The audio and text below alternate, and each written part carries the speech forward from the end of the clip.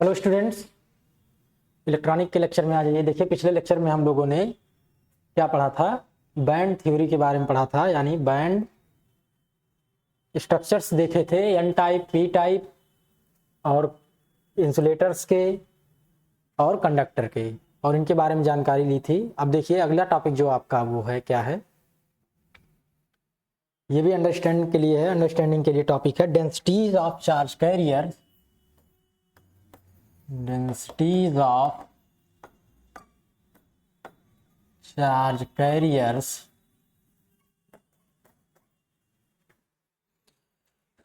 in a semiconductor. In a semiconductor, जो ये आपका टॉपिक है,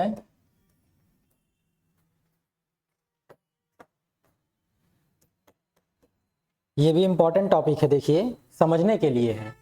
यानी जो सेमीकंडक्टर में चार्ज कैरियर्स हैं, कौन कौन से थे? एक मेजॉरिटी, एक माइनॉरिटी। मेजॉरिटी वो था पी टाइप में होल और एन टाइप में इलेक्ट्रॉन, और आपका minority charge carrier N type में होल है और पी टाइप में इलेक्ट्रॉन है। तो इस हिसाब से जो चार्ज कैरियर्स हैं उनकी डेंसिटीज क्या होंगी सेमीकंडक्टर के अंदर, उसके बारे में चर्चा करेंगे, क्योंकि मैथमेटिकल एनालिसिस में इनकी ज़रूरत पड़ेगी। ठीक है, मैथमेटिक्स में जब इसको हम डील करेंगे, कैलकुलेशन करेंगे, तो डेंसिटीज वगैरह इन सब की ज़रूरत पड़ेगी। ठीक है, इनकी अपनी फिजिकल प्रॉपर्टी होती ही होती है, पर मैथमेटिक्स डील करने के लिए ये ज़रूरी है। ठीक है, तो देखिए, ये हम लोग जान रहे हैं पहले से। इन एनी सेमीकंडक्टर, कोई नेचुरल सेमीकंडक्टर है, मान लीजिए normal, the processes of thermal generation, the processes of thermal generation, यानी कि थर्मल एजिटेशन या कहें थर्मल या हीट की वजह से जो उसमें जनरेशन हो रहा है, किस चीज का generation? Of new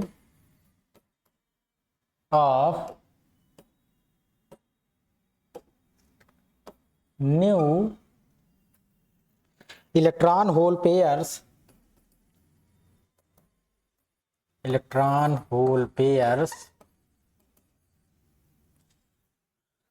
and recombination of existing electron and holes take place continuously, and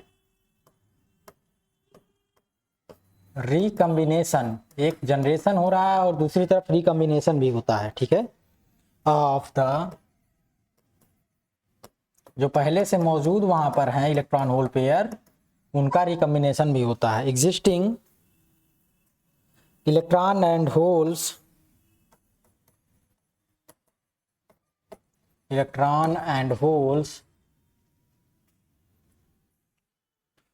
take place continuously. देखो, सेमीकंडक्टर के अंदर ये फिनोमिना जारी है। ठीक है, यानी कि उसमें कॉम्बिनेशन भी हो रहा है और जनरेशन भी लगातार हो रहा है थर्मल एजिटेशन की वजह से। ठीक है, ये हमेशा लगातार चलता रहता है। ठीक है, द नंबर ऑफ, देखो, the number of electron hole pair, देखो ये हम लोगों ने इलेक्ट्रॉन होल पेयर लिखा। ठीक है, इलेक्ट्रॉन होल पेयर जनरेटेड पर सेकेंड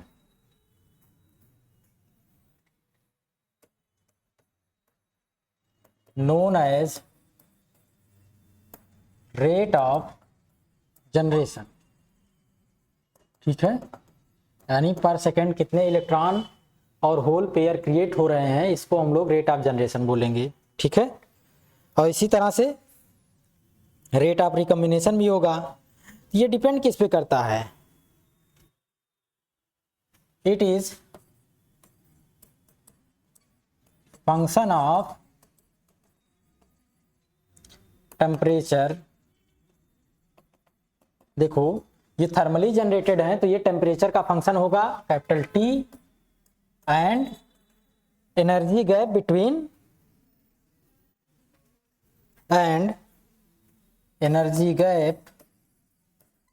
देखो बैंड थ्योरी से जो हमें एनर्जी गैप मिला है डेल्टा ई जी से, अगर इसको डिनोट करें हम लोग, यहां पर देखो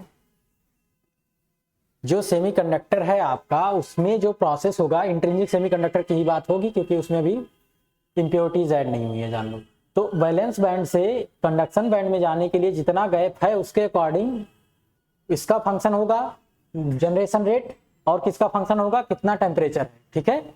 इन दोनों का फंक्शन होगा, तो वो चीज हम यहां पर लिखेंगे, ठीक है। देखो rate of generation, it is a function of temperature capital T and the energy gap delta Eg, ठीक है। तो ये जो मान लेते हैं फंक्शन जो है G है कोई, जो है जनरेशन रेट, ठीक है। ये किसका फंक्शन होगा, ये फंक्शन है एनर्जी गैप का और टेम्परेचर का।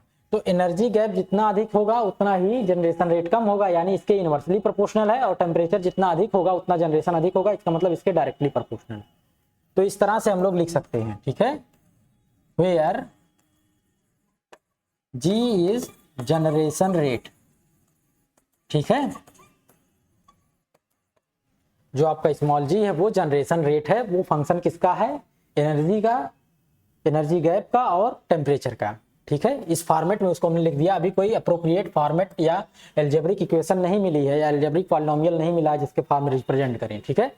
तो अभी के लिए इतना जानिए कि ये फंक्शन है, इन दोनों पे डिपेंडेंसी है, ठीक है। इसी तरह से रिकम्बिनेशन रेट क्या होगा, the recombination rate, the recombination rate मान लेते हैं स्मॉल आर से डिनोट कर रहे हैं हम लोग इसको। ये डिपेंड करती है, depends on the rate, depends on the rate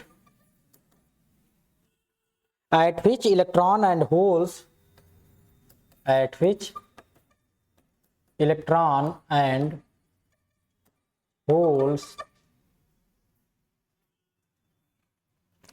collide with each other, collide with each other। ये आपका रिकम्बिनेशन रेट इन दोनों पे डिपेंड करेगी कि किस रेट से ये इलेक्ट्रॉन और होल एक दूसरे से कोलाइड कर रहे हैं, तभी तो रिकम्बिनेशन होगा, ठीक है।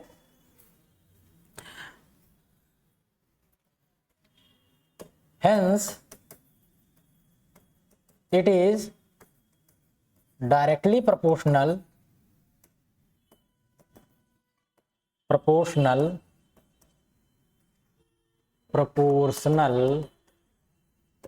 to number of electron and number of holes present in the semiconductor,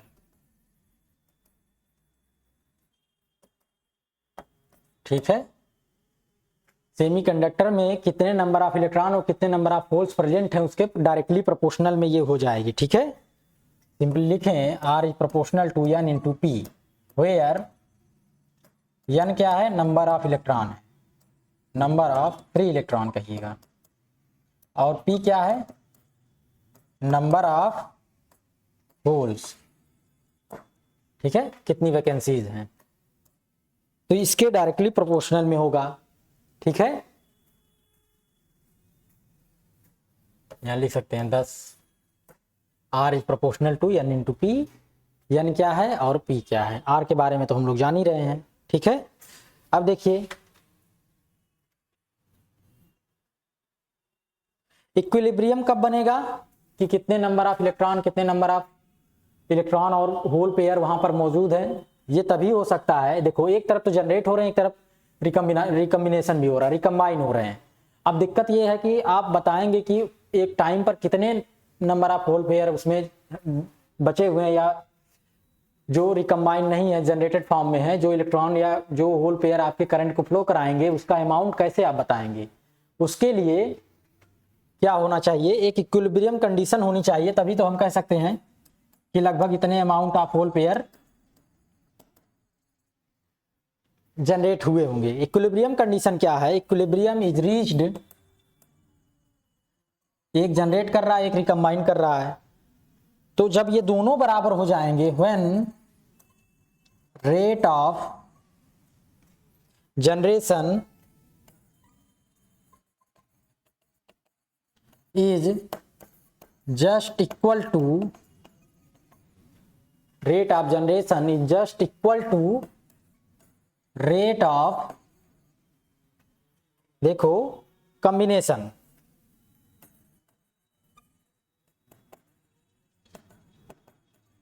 जब जो इलेक्ट्रॉन होल पेयर की जनरेशन की रेट और कॉम्बिनेशन की रेट इक्वल हो जाएगी, तब इसको हम लोग इक्विलिब्रियम कंडीशन बोलेंगे। ठीक है, रिजल्टिंग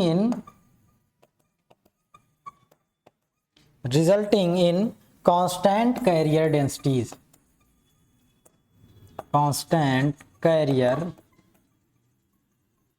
डेंसिटीज। ठीक है, इसका मतलब कैरियर डेंसिटीज जो है वो कांस्टेंट है। ये एन और पी को हम लोग नंबर ऑफ फ्री इलेक्ट्रॉन ना लिख करके डेंसिटीज लिखें। ठीक है, ये ज्यादा अच्छा रहेगा। ये P जो है फ्री इलेक्ट्रॉन डेंसिटीज है, डेंसिटी है, डेंसिटीज नहीं। ठीक है, और ये है होल डेंसिटी, जिसको हम लोग डेंसिटी जानते हैं पर यूनिट वॉल्यूम में कितने नंबर होंगे, है तो नंबर ही, पर वो उसका वॉल्यूम जो है किस वॉल्यूम में है वो फिक्स कर दिया गया है कि यूनिट वॉल्यूम में कितने नंबर ऑफ फ्री इलेक्ट्रॉन है और यूनिट वॉल्यूम में कितने नंबर ऑफ होल्स हैं। ठीक है, तो देखो यहाँ पर जो अगर number of generation, rate of generation और रेट ऑफ रिकम्बिनेशन बराबर हो जाएगा, तो जो कैरियर डेंसिटीज है ये एन और पी ये कांस्टेंट हो जाएंगे। ठीक है, इनकी संख्या लगातार बदलेगी नहीं, क्योंकि लगातार उसमें जनरेट हो रहे हैं और रिकम्बाइन हो रहे हैं। अगर रेट डिफरेंट है तो आप कुछ फिक्स अमाउंट का नहीं कह सकते कि इतना डेंसिटी होगी इलेक्ट्रॉन की, इतनी होल की होगी, क्योंकि वो लगातार बदल रही है। तो अगर ये कंडीशन हो सकती है, इक्विलिब्रियम कंडीशन है कि जितने जनरेट हो रहे हैं उतने रिकम्बाइन भी हो रहे हैं, तब हम लोग कह सकते हैं कि एन और पी का अमाउंट जो है वो कांस्टेंट है। ठीक है, अब देखो इंट्रिंसिक सेमीकंडक्टर में मान लेते हैं, इंट्रिंसिक सेमीकंडक्टर में जितना अमाउंट का इलेक्ट्रॉन होता है उतना ही होल भी होता है, ये तो तय है पहले से। ठीक है, क्योंकि उसी के वैकेंट स्पेस में इलेक्ट्रॉन जो स्पेस छोड़ करके जाता है वही वैकेंट स्पेस होल का वर्क करता है, तो जितने इलेक्ट्रॉन छोड़ेंगे उतने ही होल क्रिएट होंगे। ठीक है, in an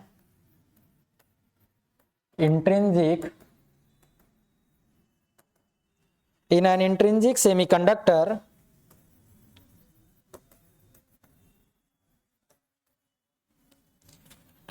the electron and holes are present, the electron and holes are present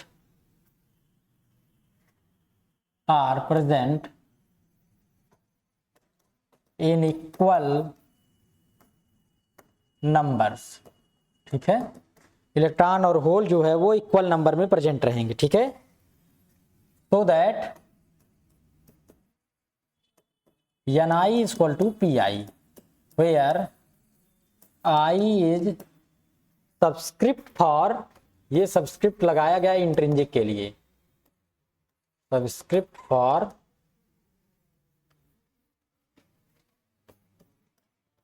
intrinsic semiconductor.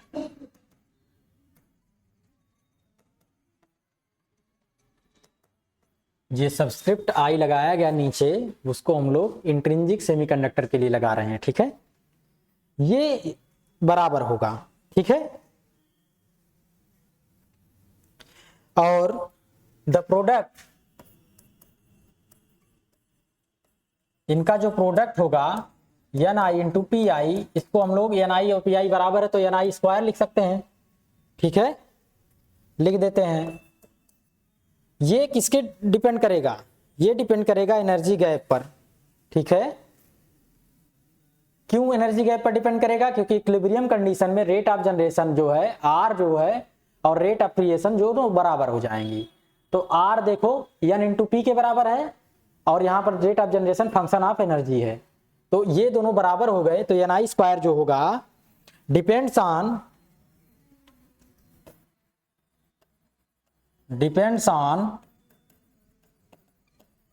Energy gap delta Eg, hence it is characteristic of material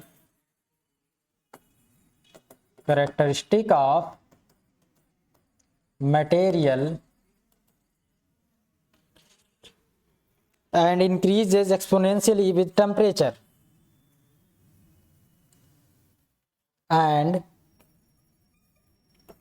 increases exponentially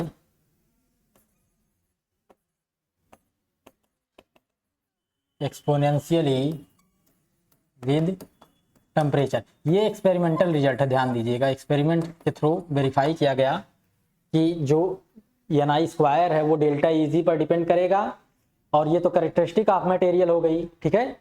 ये उनकी अपनी internal property हो गई, कितना energy gap है, और external property क्या है, टेम्परेचर है। टेम्परेचर के साथ जब देखा गया तो ये एक्सपोनेंशियली इंक्रीज कर रही है, ठीक है।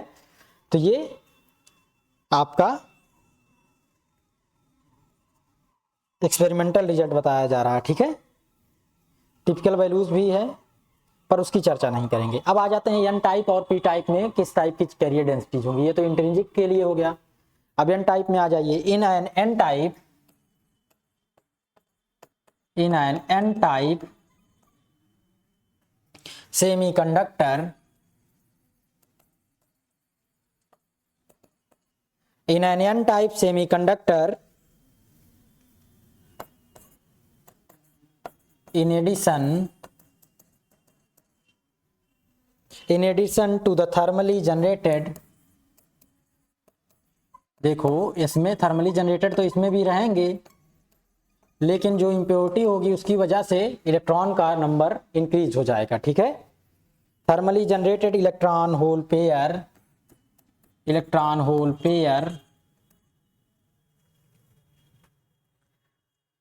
Pairs comma extra electrons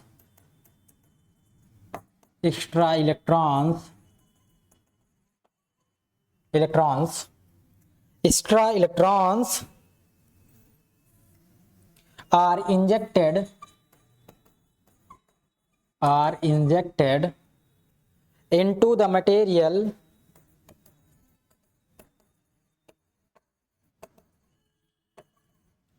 from impurities। इसमें क्या होता है, एक्स्ट्रा इलेक्ट्रॉन्स हम लोग इंजेक्ट करते हैं मटेरियल से इम्प्योरिटी के फॉर्म में, ठीक है। ये काम होता है एन टाइप में। एक तो thermally generated electron hole pairs है ही, उसके साथ एक्स्ट्रा अमाउंट का यहाँ पर इलेक्ट्रॉन इंजेक्ट किया जा रहा है इम्प्योरिटी के थ्रू, ठीक है। thus the electron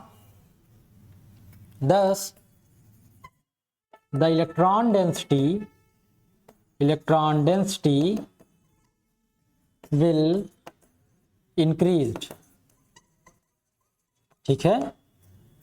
electron density जो है वो इंक्रीज हो जाएगी, होल डेंसिटी तो वही रहेगी जो इंट्रिंसिक में रहती है, ठीक है, पर इलेक्ट्रॉन डेंसिटी जो है वो आपकी इंक्रीज हो जाएगी।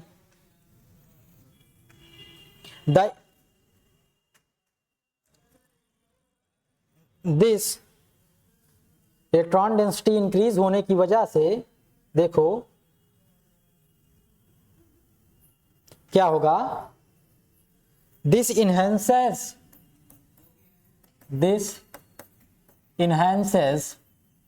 मतलब इंक्रीज कर रहा है, ये भी एक तरीके से ये रिजल्ट के फॉर्म में है। The probability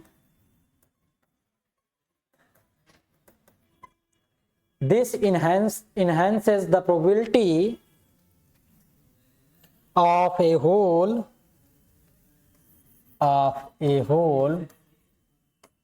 collide of a hole colliding with an electron.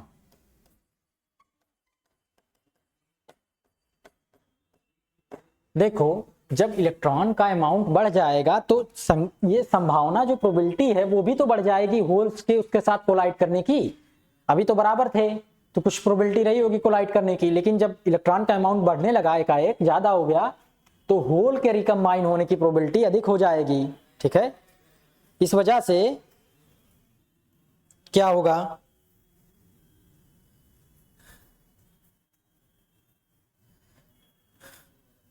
colliding with an electron and recombining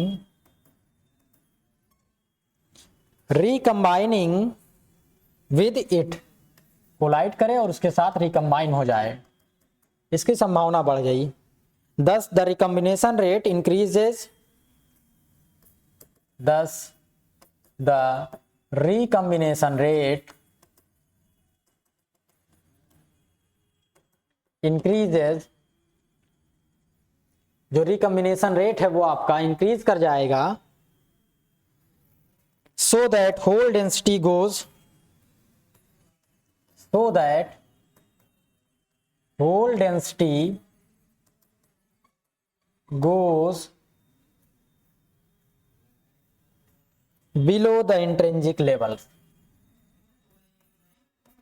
below the intrinsic level.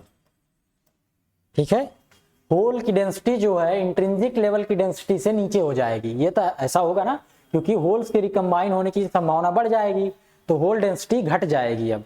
ठीक है, उसमें जो बचेगा होल डेंसिटी वो घट जाएगा। Thus the electron density goes up while the hole density goes down, thus the electron density goes up, इसका density का अमाउंट बढ़ेगा, while hole density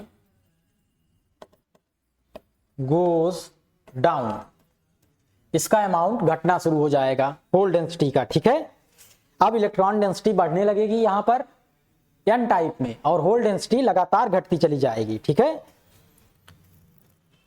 such that, इस तरह से ये होगा, such that their product remains unchange,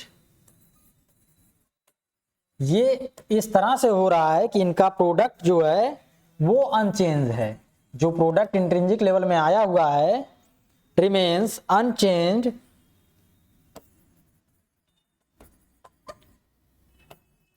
at the intrinsic level.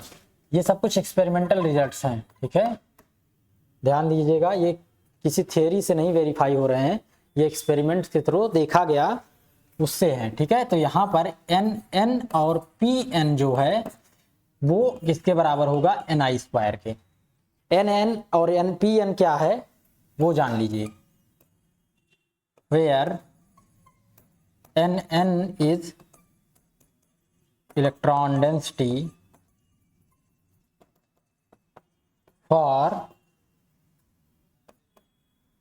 n type semiconductor, for n type, और Pn जो है is whole density for n type। ठीक है, ये है आपका Nn और Pn। इसका मल्टीप्लिकेशन अभी भी Ni स्क्वायर के बराबर है, लेकिन अब इसमें क्या है, Nn का अमाउंट बहुत अधिक है और Pn जो है वो कम है, यानी जो इलेक्ट्रॉन डेंसिटी है वो वेरी हाई है यहां पर और होल डेंसिटी जो है वो आपका वेरी लो है। ठीक है, ये हो रहा है तो अभी भी उसी के बराबर जो पिछले केस में इंट्रिंसिक में लिखा गया Ni into P I N I square के बराबर, इसी के बराबर Ni स्क्वायर के बराबर अभी भी प्रोडक्ट है। पर यहां पर Ni और Pi दोनों बराबर थे, पर यहां पे क्या हो रहा है, Ni का अमाउंट बहुत अधिक है और या कहें Nn का अमाउंट अधिक है और Pn का अमाउंट कम है, फिर भी इनका जो प्रोडक्ट है वो Ni स्क्वायर के बराबर है। ठीक है, जो आपकी इंट्रिंसिक लेवल की डेंसिटी है टोटल उसी के बराबर है। ठीक है, ध्यान दीजिएगा। अब इसी तरह से लाइकवाइज या similarly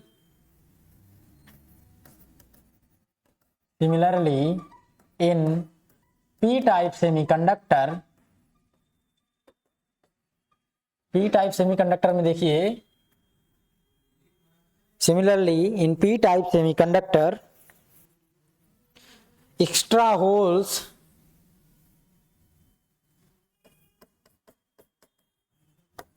holes are injected, hence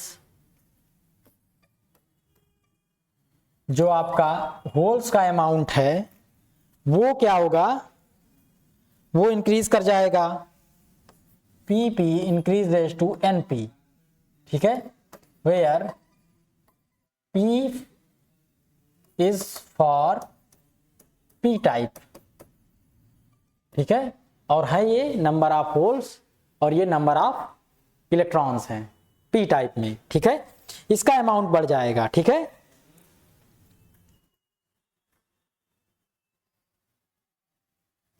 but the product, जो इन दोनों का प्रोडक्ट है NP इंटू PP, ये NI स्क्वायर के ही बराबर होगा, ये अनचेंज होगा, विल रिमेन अनचेंज्ड, ठीक है, ऐसा हो रहा है, ठीक है। यानी भले ही दोनों में अमाउंट अलग अलग हो गए, यहाँ पे PP का अमाउंट बढ़ गया, NP घट गया, और यहाँ पर NN का अमाउंट बढ़ गया, PN घट गया, फिर भी उनका प्रोडक्ट जो है वो NI स्क्वायर के ही बराबर, ये इक्विलिब्रियम कंडीशंस हैं, ठीक है। In order to calculate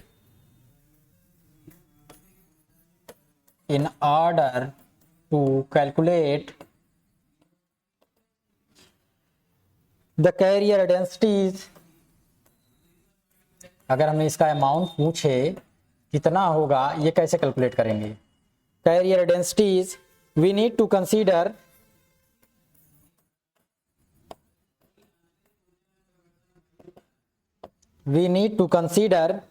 the balance of positive and negative charges. Consider the balance of positive, ये पॉजिटिव है, and negative charges in the semiconductor.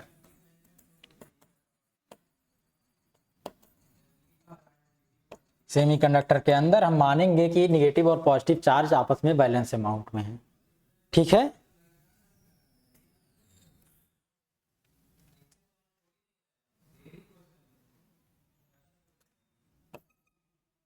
Comma which is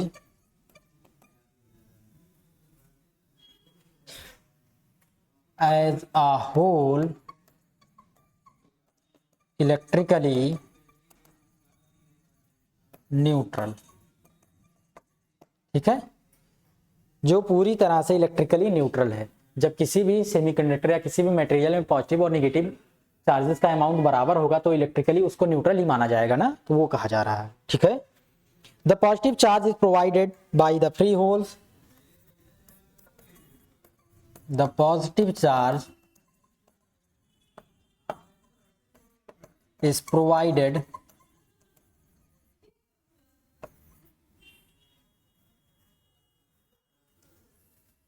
by free holes.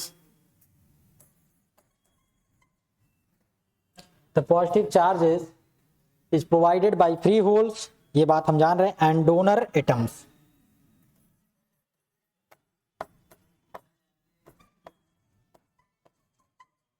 ठीक है, that have donated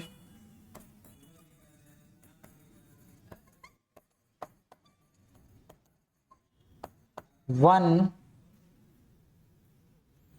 electron and have become ionized, have donated one electron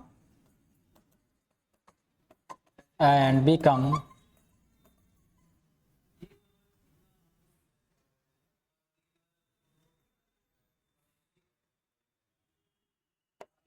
ionised.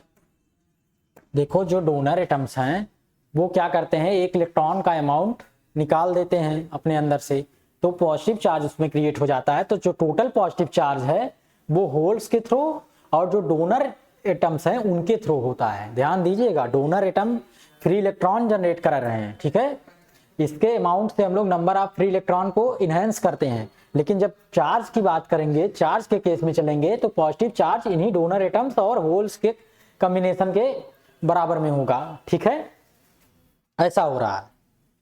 और the negative charge is provided by the negative charge is provided by,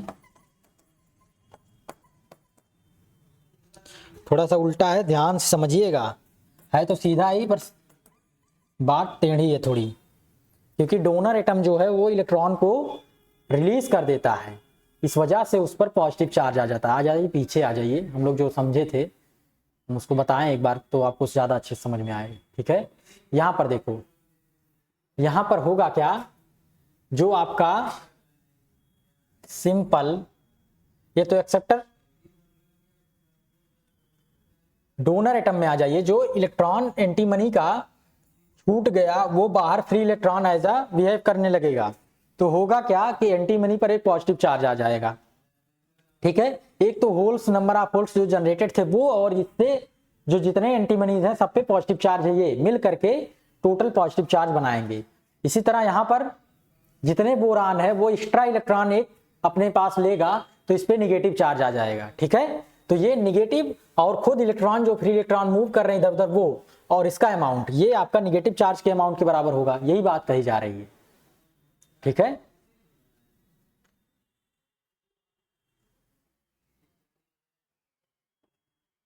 ठीक है, the negative charge is produced by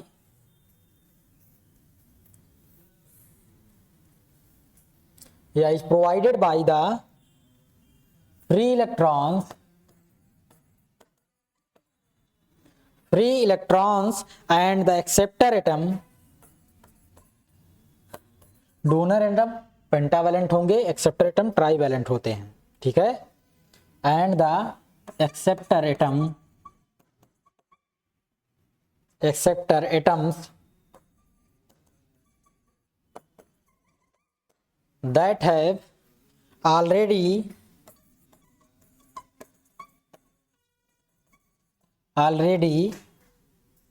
taken up an electron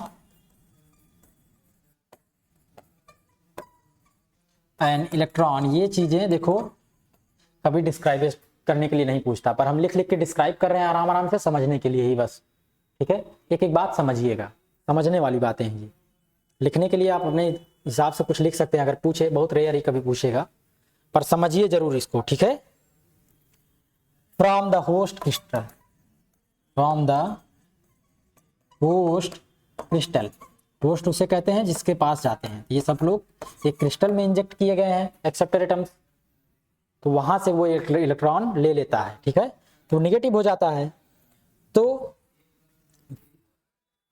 now for, देखो now for electrically neutral semiconductor, अगर कोई semiconductor electrically neutral है तो क्या होगा, जो टोटल चार्ज है पॉजिटिव और plus number of donor atoms ने एक इलेक्ट्रॉन निकाल करके खुद को पॉजिटिव बना लिया है, तो उनका टोटल चार्ज ये किसके बराबर होना चाहिए, टोटल इलेक्ट्रॉन जो है plus number of acceptor atoms. जो एक्सेप्टर एटम है ट्राईवैलेंट वाले, उन्होंने एक इलेक्ट्रॉन ले करके खुद को नेगेटिव बना लिया, तो ये अमाउंट बराबर होना चाहिए, ठीक है। Where Nd and Na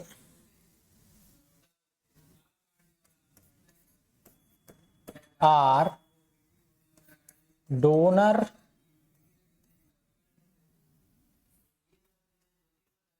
and acceptor atom densities, ठीक है, ये डोनर और एक्सेप्टर एटम की डेंसिटीज है, यानी यूनिट वॉल्यूम में कितने नंबर ऑफ डोनर एटम्स हैं और कितने एक्सेप्टर एटम्स हैं, इनकी है, ठीक है। For N type, for N N type, देखो एन टाइप सेमीकंडक्टर के लिए इसको समझो, ये तो ओवरऑल निकाला गया, पर एन टाइप के लिए एक्सेप्टर एटम्स होते हैं, उसमें नहीं होते हैं, जीरो, केवल डोनर एटम्स ही लिए जाते हैं, ठीक है। तो the hole density is small as compare to the donor density and the hole density, ये बात हम देख चुके हैं पहले भी, होल डेंसिटी जो है उसका अमाउंट बहुत कम है, होल डेंसिटी इज स्मॉल, बहुत स्मॉल है, as compared to the donor density,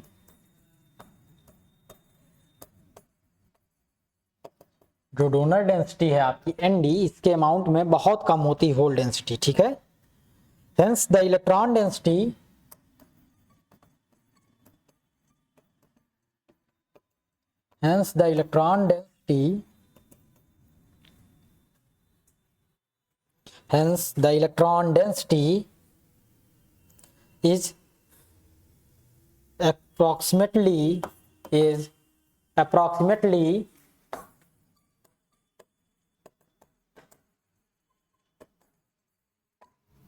is approximately equal to the donor density, ठीक है। इसका अमाउंट जो होगा इलेक्ट्रॉन डेंसिटी का वो एग्जैक्टली डोनर डेंसिटी के बराबर हो जाएगा। ये एन टाइप में ऐसा होगा, एन का मतलब एन टाइप के लिए लिखा गया है, यही यहां से P बहुत स्मॉल है, इसको नेग्लेक्ट कर देंगे तो एन जो है ND के बराबर हो जाएगा एन टाइप के लिए, क्योंकि Na वहां पर 0 है। सिमिलरली फॉर P टाइप, ठीक है, और यहां से अगर ऐसा हो गया है तब देखो, नाउ अगर होल डेंसिटी हमें निकालना जाए तो क्या होगा, होल डेंसिटी विल बी, देखो होल डेंसिटी Pn क्या होगा, Ni² अपान Nn का अमाउंट किसके बराबर है, ND के। तो यहां से हम लोग होल डेंसिटी कैलकुलेट कर सकते हैं, ठीक है, किसके लिए, एन टाइप के लिए, ठीक है। अगर एन टाइप के लिए होल डेंसिटी कैलकुलेट हो गई और इससे इलेक्ट्रॉन डेंसिटी कैलकुलेट हो गई, तो ये दोनों कैलकुलेट होंगे आसानी से। इसी तरह से P टाइप के लिए देखो, now similarly for P type के लिए देखो, जो आपकी होल डेंसिटी है वो किसके बराबर हो जाएगी, नंबर ऑफ एक्सेप्टर डेंसिटी के, ठीक है। क्यों होगी, क्योंकि P टाइप में इलेक्ट्रॉन डेंसिटी जो है बहुत स्मॉल है और ND जो डोनर एटम्स हैं उनका अमाउंट तो 0 होता है, इसमें होते ही नहीं है डोनर वाले, ये तो 0 हुआ। तो जो होल डेंसिटी है P वाली डायरेक्टली Na के बराबर हो जाएगी, ये इलेक्ट्रॉन डेंसिटी तो बहुत कम होती है उसके लिए, ठीक है। अगर इलेक्ट्रॉन डेंसिटी कम होती है तो होल डेंसिटी ये आ गई। और अब उस प्रोडक्ट से देखो, अगर इलेक्ट्रॉन डेंसिटी पूछा जाए वो किसके बराबर होगा, Ni² अपान Pp यानी Na, ठीक है। यहां से हम उसके लिए इलेक्ट्रॉन डेंसिटी निकाल सकते हैं। तो ये बेहद इंपॉर्टेंट है, इतना जितना समझ में आ रहा है इसको कायदे से समझिएगा, ठीक है। तब आप इसको जब समझेंगे कायदे से तब आपके लिए बेहतर होगा, ठीक है। अब आ जाइए,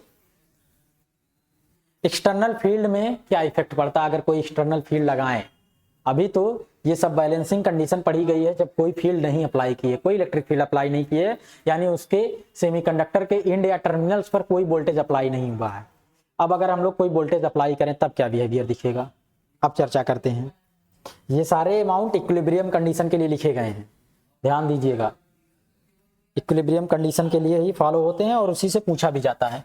नॉन इक्विलिब्रियम कंडीशन आप स्टडी नहीं कर सकते क्योंकि उसके अंदर क्या हो रहा है आपको पता नहीं है ठीक से, या कोई फंक्शन मिल जाए किस तरीके से बदल रहा है चीजें तब कर सकते हैं स्टडी, पर कोई विशेष फंक्शन फॉलो नहीं होता है। ठीक है। Drift of charge carriers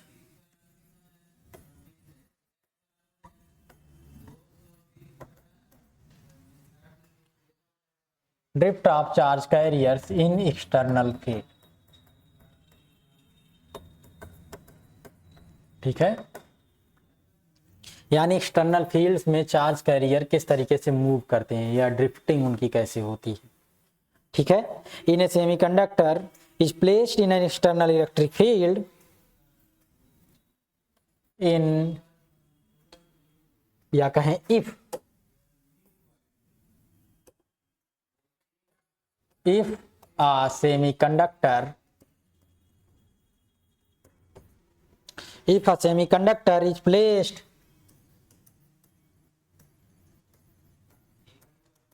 in an external electric field,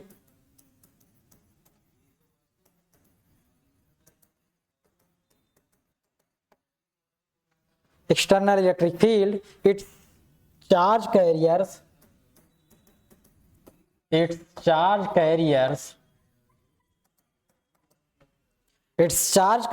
experience a force and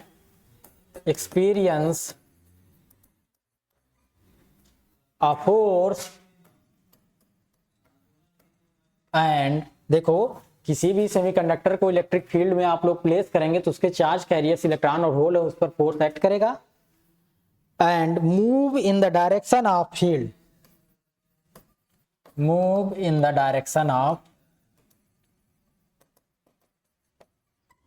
field, ये फील्ड की डायरेक्शन में मूवमेंट करना शुरू कर देंगे। ठीक है, या फिर अपोजिट डायरेक्शन में करेंगे। This is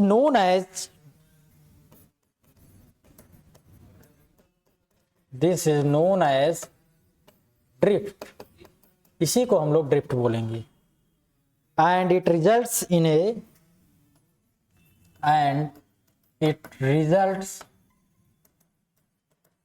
a drift current। ठीक है,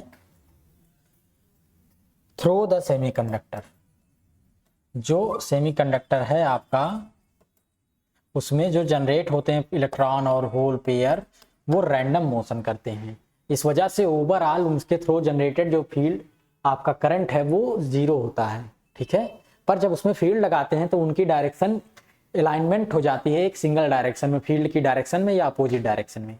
तो होगा क्या, एक रिजल्ट, एक कहें कि resulting amount of current flow होनी शुरू हो जाएगी। ठीक है, एक ठीक ठाक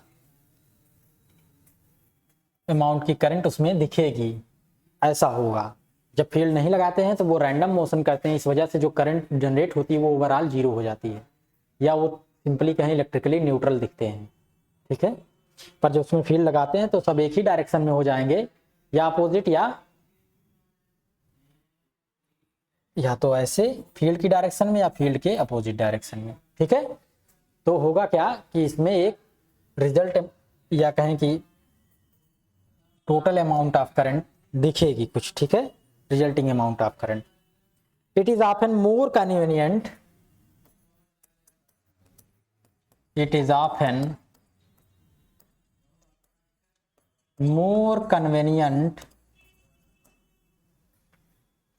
to talk in terms of current density J, to talk in terms of current density G। देखो करंट I के बजाय करंट डेंसिटी में बात करना आसान होता है, क्यों? Rather than total current,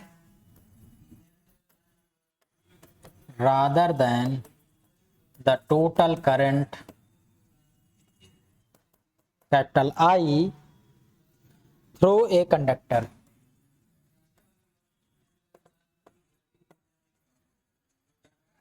through a conductor. ठीक है, it is defined as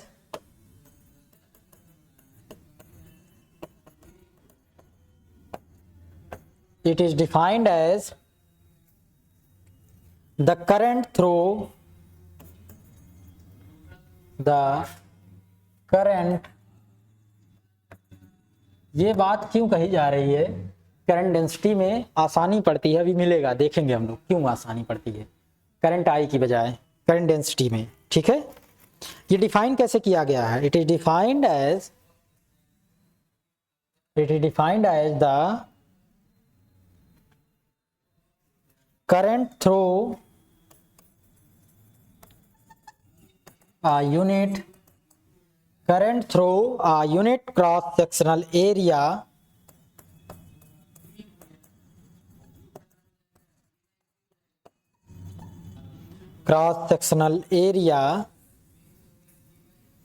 normal to the या कहें परपेंडिकुलर कहें simply, direction of flow of charges, यानी जो चार्जेस फ्लो हो रहे हैं उनके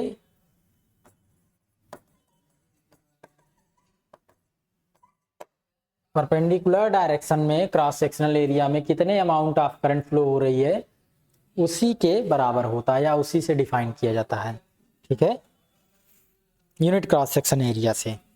late rho be the density of free electric charges in a conductor, let rho be the density of free charges in a conductor and nu simply their average velocities.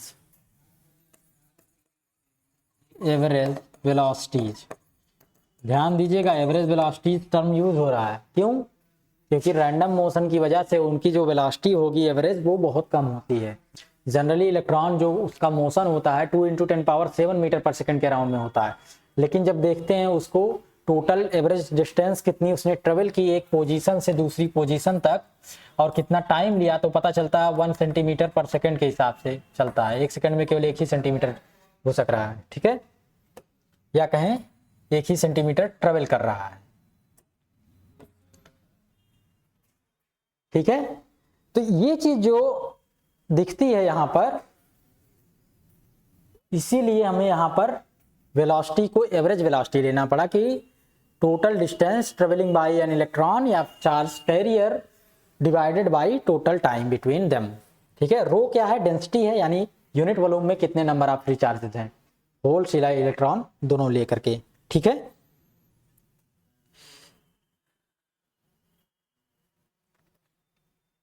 With in this conductor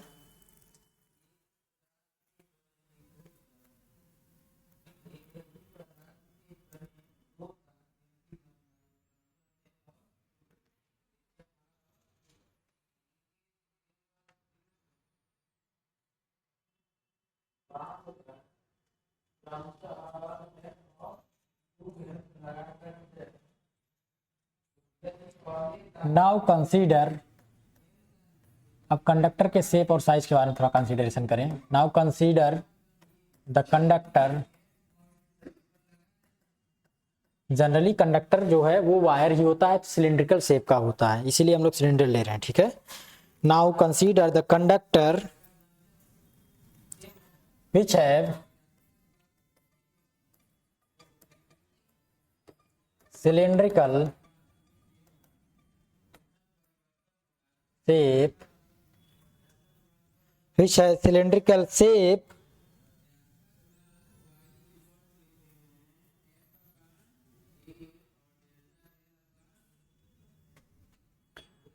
having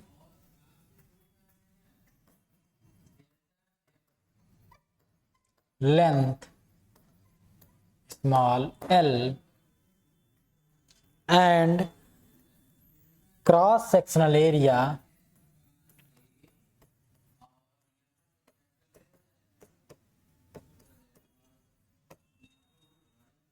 capital A. ठीक है, चलिए उसको बनाते हैं हम लोग।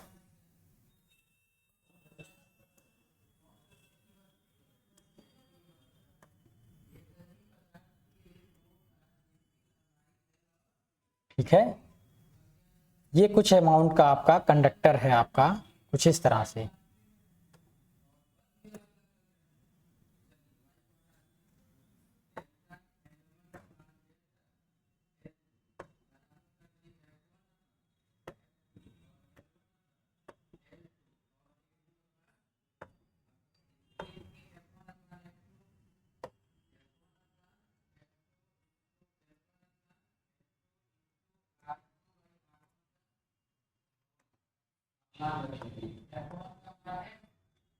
तो flip कैसे करें हम लोग?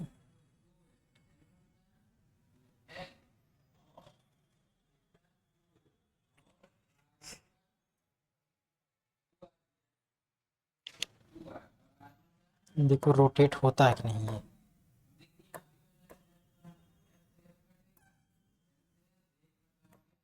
मुझे नहीं लगता ये फ्लिप होगा। ठीक है, आ जाते हैं यहाँ पर। ये फ्लिप नहीं होगा तो ऐसे बना लेते हैं, या कहें रोटेट नहीं हो रहा है। 90 डिग्री रोटेट करके हॉरिजॉन्टल करना चाह रहे थे हम,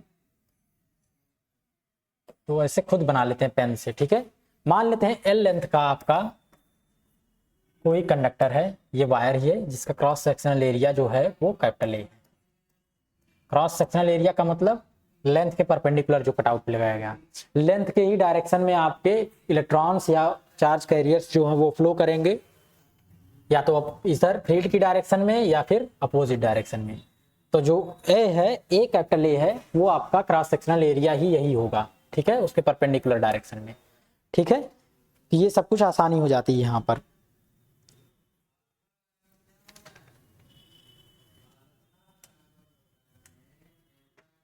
नाउ देखिए, जो आपका जे कैसे डिफाइन है, it is defined as the current through a unit cross sectional area normal to the direction of flow of charges. ठीक है, यानी हियर जो करंट डेंसिटी है जे है वो डिफाइन कैसे है, current I divided by cross sectional area capital A. ठीक है, इस तरह से डिफाइन है। देखिए, अगर इस तरह से डिफाइन है ये जे, और इसके टर्मिनल के अबाउट हमने इलेक्ट्रिक फील्ड लगाई हुई है ई की। ठीक है, यानी इधर इलेक्ट्रिक फील्ड की डायरेक्शन कुछ इस तरह से लगी हुई है, कोई बैटरी यहां से कनेक्टेड होगी, ध्यान दीजिएगा टर्मिनल पर। तो उससे उसकी थ्रू जो इलेक्ट्रिक फील्ड जनरेट हो रही है इसके अंदर वो ई अमाउंट की है। ठीक है, इसको ना भूलिएगा।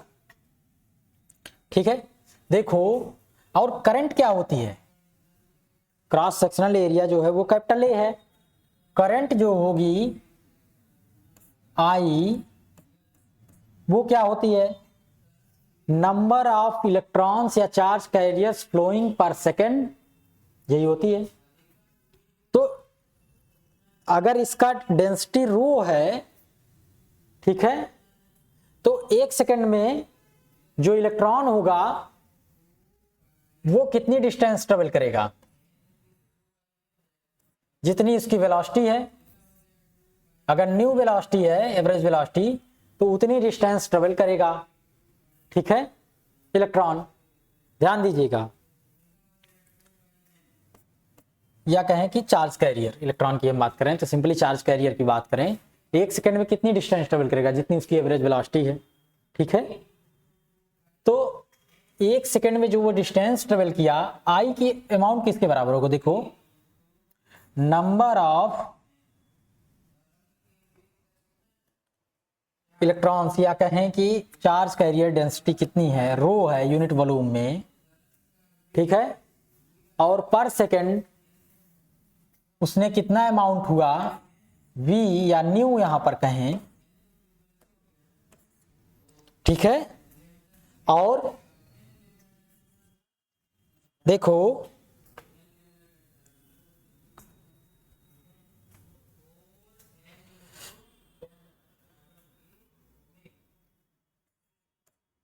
Into charge. ध्यान दीजिएगा ये कैसे आया, और क्रॉस सेक्शनल एरिया ए ये कैसे आया। ध्यान दो, आई इक्वल टू क्या होता है, चार्ज कितने हैं और कितने समय में फ्लो हो रहा है, यानी पर सेकंड फ्लोइंग चार्ज। ठीक है, चार्ज का अमाउंट क्या होगा, देखो पर सेकंड अगर देखा जाए कितना चार्ज फ्लो होगा, तो अगर इसका देखो वेलोसिटी v है, ठीक है, और cross sectional area capital A है, और डेंसिटी कितनी है यूनिट वॉल्यूम में, rho number of charge carriers हैं।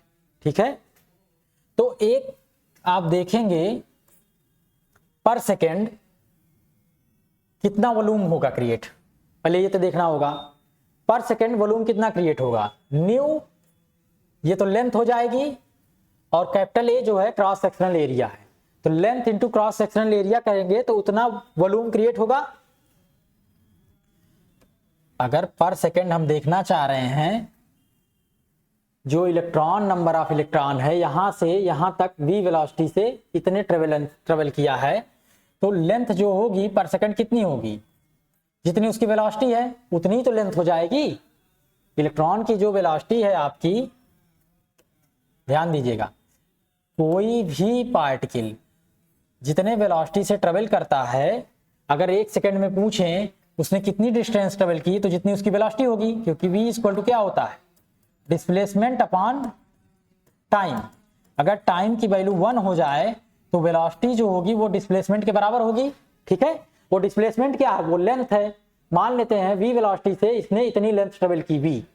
ठीक है, तो v यहां पर लेंथ हो गया, और length into cross sectional area क्या होगा, ये टोटल वॉल्यूम हो जाएगा इसके थ्रू। इस टोटल वॉल्यूम कितना हो जाएगा, टोटल वॉल्यूम होगा velocity into cross sectional area. ठीक है, वेलोसिटी यहां पर v की बजाय न्यू हम ले रहे हैं, वही रहने दे, v रहने दे, स्मॉल v रहने दो यार, पर ठीक है पहले शुरू से ही न्यू ले लिया है। ठीक है, तो कितनी वेलोसिटी, कितना क्रॉस सेक्शनल एरिया, इतना वॉल्यूम हो गया। इतने वॉल्यूम में कितने चार्ज होंगे, अगर यूनिट वॉल्यूम में रो का चार्ज अमाउंट है तो इतने वॉल्यूम में कितने चार्ज हो जाएंगे, रो से मल्टीप्लाई कर दें। ठीक है, तो ये टोटल नंबर ऑफ चार्ज हो गया, नंबर हुआ, और अगर उसको कन्वर्ट करें चार्ज के अमाउंट में, कितना अमाउंट ऑफ चार्ज होगा कूलाम में, तो एक चार्ज पर कितना अमाउंट का वो होता है, यानी सिंपल कहें कि एक इलेक्ट्रॉन पर कितना अमाउंट ऑफ चार्ज होता है, तो वो क्या हो जाएगा, ये तो नंबर ऑफ फ्री इलेक्ट्रॉन होंगे या चार्ज कैरियर्स होंगे, तो एक चार्ज कैरियर्स पर कितने अमाउंट ऑफ चार्ज होगा, एक चार्ज कैरियर पर कितने अमाउंट ऑफ चार्ज होता है इलेक्ट्रॉन के अमाउंट के बराबर, तो टोटल चार्ज कैरियर्स इतने हैं, इसमें कितने अमाउंट का चार्ज होगा, ई से मल्टीप्लाई कर देंगे। ठीक है, ये हो गया।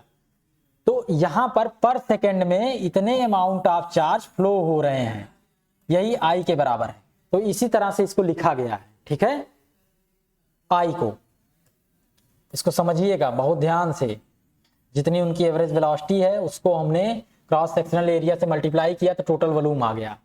टोटल वॉल्यूम में कितने चार्ज कैरियर्स हैं, अगर यूनिट वॉल्यूम में rho number of charge carriers है तो इतने वॉल्यूम में उसी से मल्टीप्लाई कर देंगे, और वो चार्ज कैरियर्स का कितना अमाउंट ऑफ चार्ज होगा उसमें इलेक्ट्रॉन के चार्ज से मल्टीप्लाई कर दें, तो ये टोटल अमाउंट ऑफ चार्ज आ गया फ्लोइंग पर सेकेंड, और ये किसके बराबर होता है, करंट के। तो जे की वैल्यू क्या हो जाएगी, यहां पर रखिए, ए से ए कट जाएगा, रो वी या न्यू इंटू इलेक्ट्रॉन इसके बराबर होगी, ये है जे। करंट डेंसिटी जो है कुछ इस तरह से सिलेंड्रिकल शेप के लिए डिफाइन की गई है। ठीक है, अब देखो now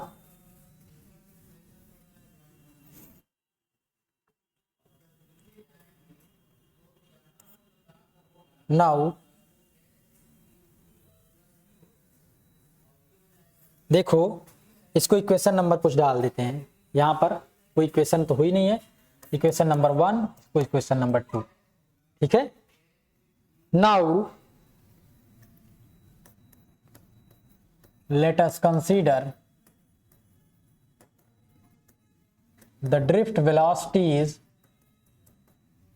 Now let us consider the drift velocities of electron be VE या न्यू E एंड, देखो न्यू ऐसे बनाते हैं, ठीक है, आप स्मॉल v भी बना सकते हैं, कोई फर्क नहीं पड़ेगा, and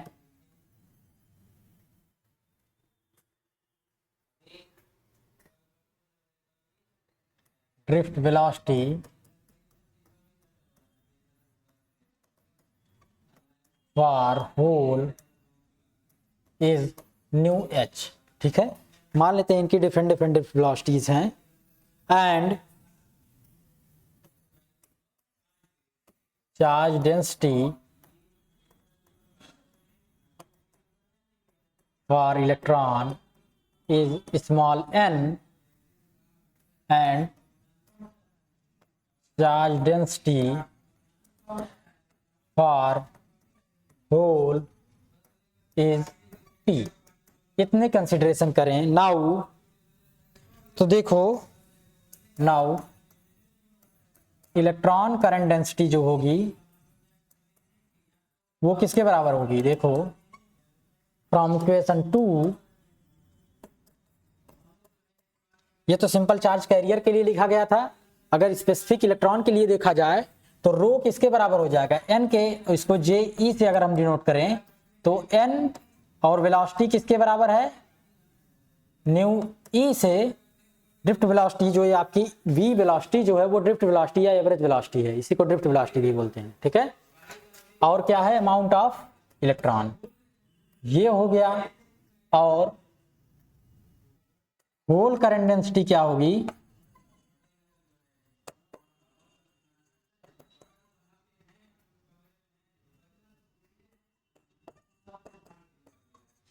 P E new H, ठीक है। होल डेंसिटी रो की जगह P हो गया, नंबर ऑफ इलेक्ट्रॉन जो चार्ज है उस पर, अमाउंट ऑफ चार्ज, वो तो चाहे होल हो या इलेक्ट्रॉन, उस पर अमाउंट ऑफ चार्ज सेम होता, बस फर्क किसका होता, साइन का, प्लस माइनस का, ठीक है। और उसकी अगर velocity drift velocity new H है तो इस तरह से डिफाइन हो गया, ठीक है।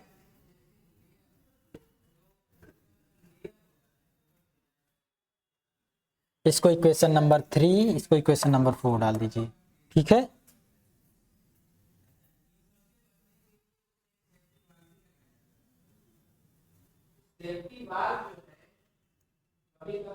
यहां पर देखो निगेटिव साइन जो है वो कंपनसेट हो गया है, नाउ हियर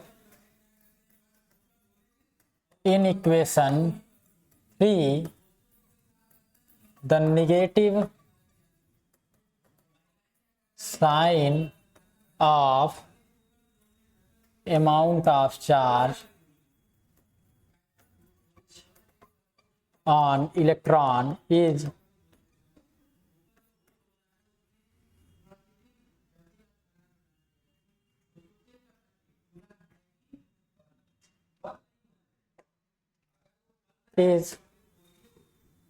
left out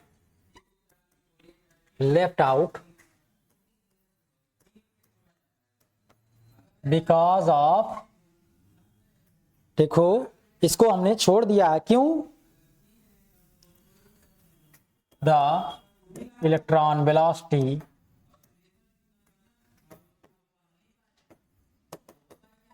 ठीक है, इलेक्ट्रॉन वेलोसिटी जो है उसकी वजह से ये अमाउंट हमने छोड़ दिया, क्यों छोड़ दिया, क्योंकि इलेक्ट्रॉन की वेलोसिटी भी अपोजिट होगी और चार्ज का साइन भी नेगेटिव होगा, तो यहां से एक दूसरे को कंपेंसेट करके साइन पॉजिटिव भी बना लेंगे, और यहां पर उसी डायरेक्शन में फ्लो ऑफ होल भी होगा, उसी डायरेक्शन में वेलोसिटी भी है, तो इसी डायरेक्शन में करंट की भी फ्लो होती है, इसलिए यहां पर चार्ज जो पॉजिटिव है और उसकी डायरेक्शन भी वही है पॉजिटिव ही वेलोसिटी की, इसलिए वो कंपेंसेट कर ले रहे हैं, ठीक है।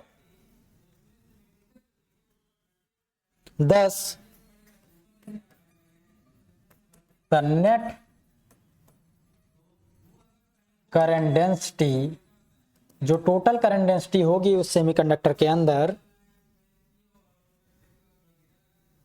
जे ड्रिफ्ट से अगर उसको डिनोट करें हम लोग, तो किसके बराबर होगी? होल और इलेक्ट्रॉन की करंट डेंसिटी का सम। तो इलेक्ट्रॉन चार्ज जो है उसको हम लोग कॉमन कर लें, n इंटू न्यू ई plus P into new H, इसके बराबर हो गई। ठीक है, एरिया का जो क्रॉस सेक्शनल एरिया का टर्म यहां से नेग्लेक्ट हो जा रहा है, इसीलिए हम इसको करंट डेंसिटी के फॉर्म में ले रहे हैं। ठीक है, the drift velocities are directly proportional to the, generally देखो डेंसिटी जो टर्म आता है वो पर यूनिट वॉल्यूम से आता है, पर यहाँ पर यूनिट क्रॉस सेक्शनल एरिया से आया है जे के लिए, ये समझिएगा अंतर।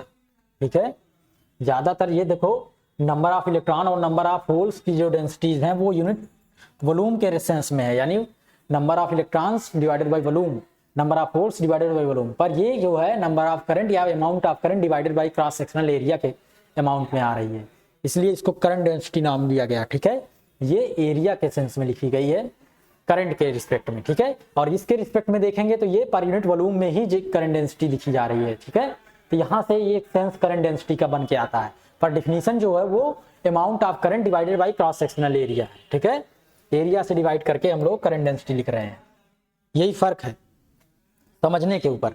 जो टोटल जो अमाउंट जो निकल के आता है, जो या फाइनल इक्वेशन निकल के आती है, वो पर यूनिट वॉल्यूम के सेंस में निकल के आती है, इसलिए इसका नाम करंट डेंसिटी है। ठीक है, और डिफाइन कैसे किया गया था? Per unit cross sectional area के रिस्पेक्ट में। ठीक है, ये अंतर है। The drift velocities are directly proportional to the field E, जो ड्रिफ्ट वेलोसिटीज हैं वो क्या होंगी? Are directly proportional to the field E। ठीक है, hence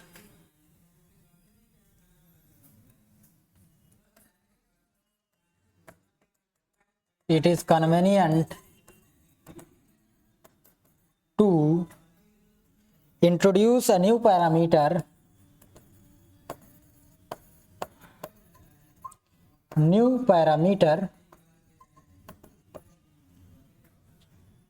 the mobility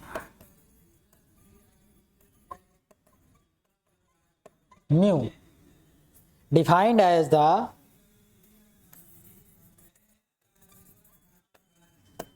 drift velocity per unit electric field।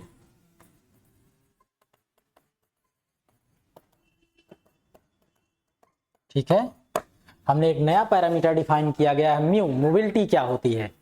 वो म्यू जो डिफाइन है वो drift velocity per unit electric field यानी v बाई ई से डिफाइन किया गया है। देखो दोनों वेक्टर क्वांटिटीज हैं, पर इसके मैग्नीट्यूड को आप डिवाइड करिएगा।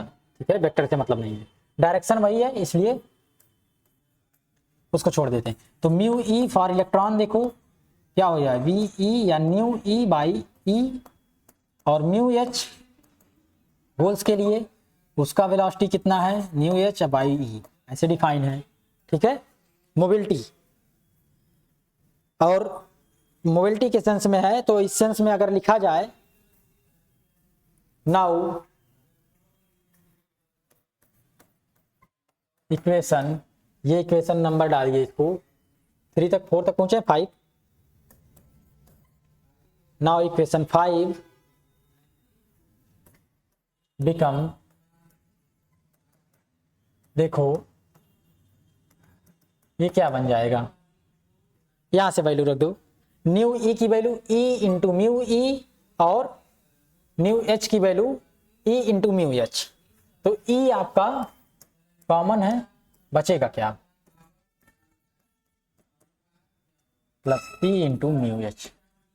मोबिलिटी के टर्म में लिख दिया गया और इलेक्ट्रिक फील्ड के टर्म में। ठीक है, ड्रिफ्ट जो आपका टोटल एवरेज करंट डेंसिटी है ये इस तरह से डिफाइन हो गया। Therefore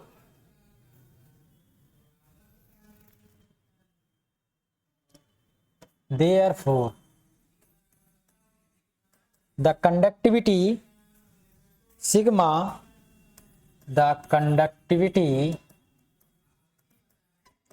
sigma of the semiconductor,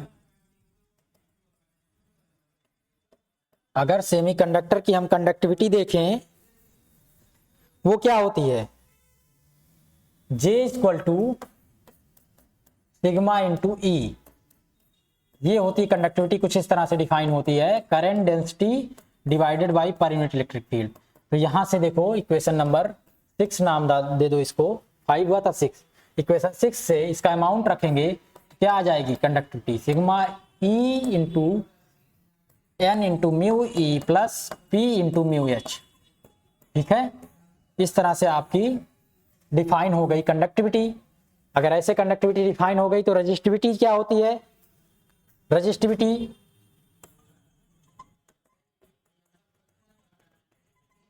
जिसको हम लोग किससे लिखते हैं, डिनोट करते हैं, मान लेते हैं रो से वहां करते हैं, यहां से स्मॉल एस से, ये क्या होती है 1 बाई सिग्मा के बराबर होती है।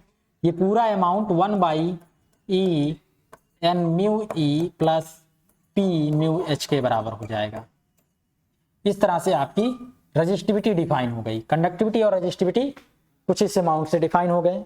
ठीक है, अब देखो diffusion of charge carriers, P N junctions, diffusion of charge carriers.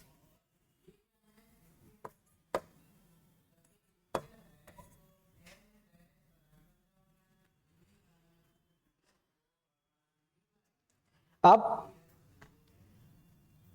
PN junction का फॉर्मेशन कैसे होगा, ये यहां पर ये टॉपिक खत्म हो रहा है, जो है ड्रिफ्ट, यानी करंट डेंसिटी यहां पर निकाली गई है, ड्रिफ्ट की एवरेज करंट डेंसिटी और रेजिस्टिविटी और कंडक्टिविटी निकाली गई है उस सेमीकंडक्टर मटेरियल के लिए। ठीक है, तो यहां पर ये टॉपिक आपका एंड होता है, drift of charge carriers in an external field. ठीक है, अब नेक्स्ट टॉपिक है पीएन जंक्शन का फॉर्मेशन कैसे होगा। अब पीएन जंक्शन का फॉर्मेशन होगा, उससे रिलेटेड डायोड वगैरह हम लोग स्टडी करेंगे अपने नेक्स्ट लेक्चर में। ठीक है, ये लेक्चर हमारा यहीं पर एंड हो रहा है। Thank you.